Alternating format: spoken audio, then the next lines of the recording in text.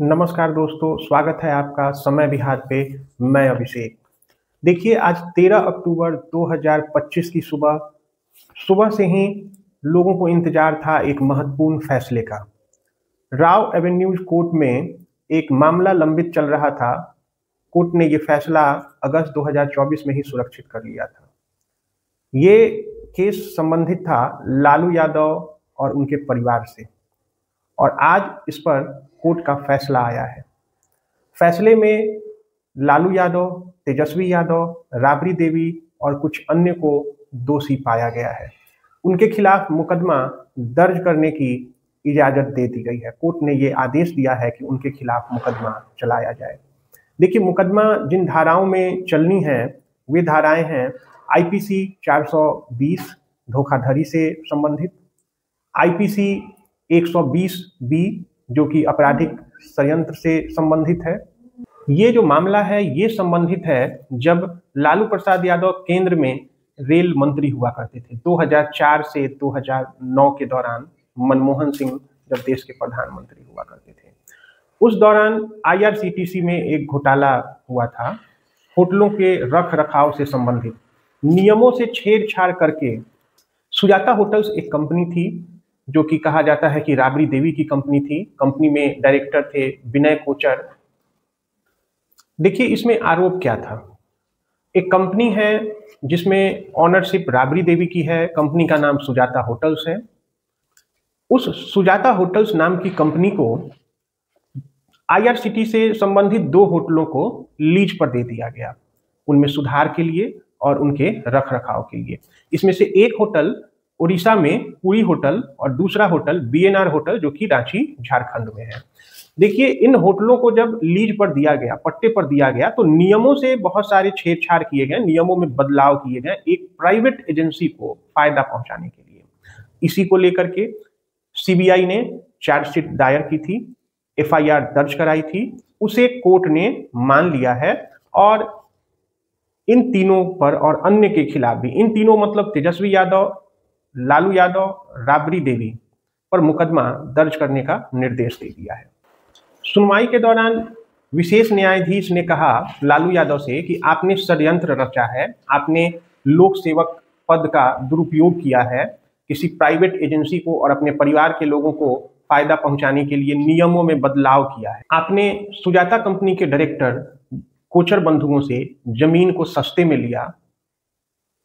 उसके बाद आपने उन जमीनों का नियंत्रण तेजस्वी यादव और राबड़ी देवी के स्वामित्व के ऑनरशिप वाली कंपनी को स्थानांतरित कर दिया।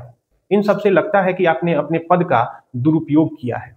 न्यायाधीश ने कहा कि क्या आप अपने ऊपर लगे इन आरोपों को मानते हैं। इस पर लालू यादव ने कहा कि नहीं, हम इस आरोप को नहीं मानते और हम आगे भी मुकदमा लड़ेंगे और अपील में जाएंगे। तेजस्वी यादव का भी कमोबेश जवाब यही था। अब देखना यह है कि इस फैसले का बिहार विधानसभा चुनाव पर क्या प्रभाव पड़ता है।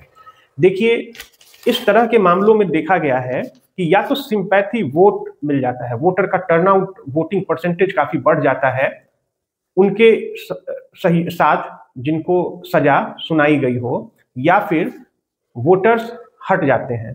अब देखना यह है कि इस बार 2025 के विधानसभा चुनाव में क्या होने जा रहा है। ऐसी संभावना व्यक्त की जा रही है कि कहीं ना कहीं वे वोटर जो अभी तक ये मानते थे कि तेजस्वी यादव को जबरदस्ती घसीटा जाता है न्यायिक मामलों में, जो असल में उस समय वो बालिग भी नहीं थे, उनके पिताजी लालू यादव रेल मिनिस्टर थे, तो कहीं ना कहीं लोगों के मन में है कि उन्हें घसीटा जाता है। तो उन लोगों को ये और भी ज्यादा यहाँ पर लगना शुरू होगा कि हाँ, जब भी तेजस्वी यादव के आगे बढ़ने की बात आती है तो केंद्र सरकार या भाजपा के लोग उन्हें फंसाने का प्रयास करते हैं।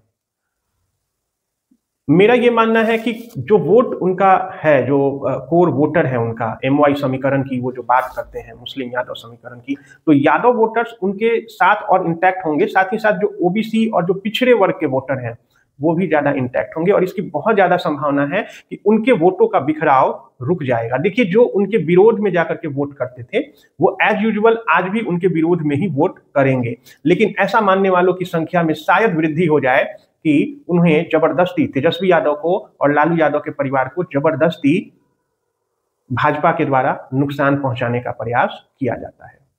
ये देखना दिलचस्प होगा कि चुनाव में इसका क्या प्रभाव पड़ता है। अभी से ये कयास लगाए जाने शुरू हो गए हैं कि तेजस्वी यादव की पत्नी राजश्री भी चुनावी मैदान में आ सकती हैं।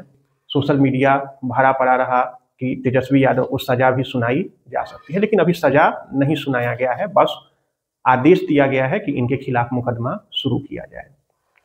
तो चुनाव तो वो लड़ सकते हैं, लेकिन अब उनके विरोधियों को एक बड़ा मौका मिल गया है, उन पे और भी ज्यादा वो खुलकर बोलेंगे। इस रिपोर्ट के लिए कैमरे पे थे हमारे साथ तबरेज। बाकी भी खबरों के लिए बने रहिएगा समय बिहार पे। धन्यवाद।